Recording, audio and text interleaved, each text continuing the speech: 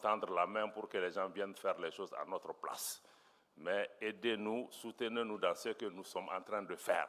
Et nous voulons le faire en nous fondant sur nos capacités, sur les investissements que nous devons faire et que nous sommes en train de faire pour assurer la sécurité dans nos pays, mais aussi en ne présentant pas seulement nos pays comme des problèmes.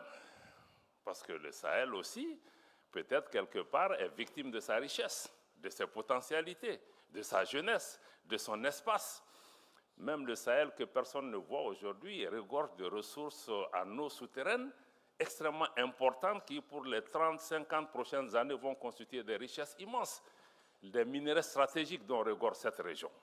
La jeunesse de sa population. Donc quand nous parlons de tout ça, ne nous focalisons pas sur quelques attaques terroristes, mais essayons de prendre du recul et de voir comment travailler dans le cadre des capacités de nos pays.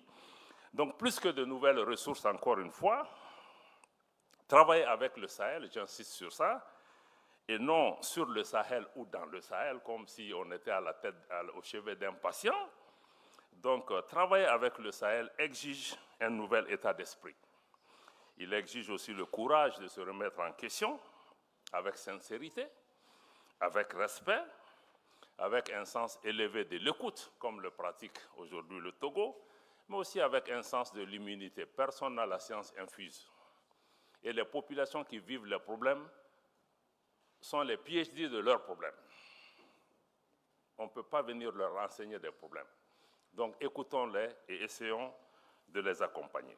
Pour terminer, je crois que je suis dans les 10 minutes de Robert.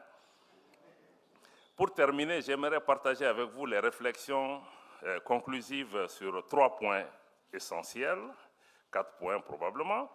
Le Mali soutient les initiatives sincères en faveur du Sahel.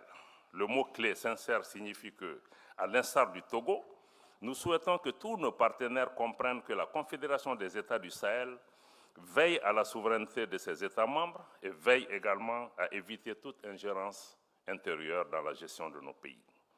2. Les initiatives internationales ne doivent pas se substituer à l'action des États concernés, mais devraient plutôt s'inscrire dans et compléter les efforts nationaux, en l'occurrence les actions de la Confédération des États du Sahel.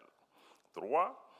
En raison de leur nombre élevé, cela a été suffisamment souligné ici, mais aussi de l'absence de coordination des stratégies, du décalage entre les stratégies et la réalité sur le terrain, il est important de veiller à une cohésion, à une articulation entre les stratégies pour éviter la fragmentation des approches. Mieux, il faut tout simplement un alignement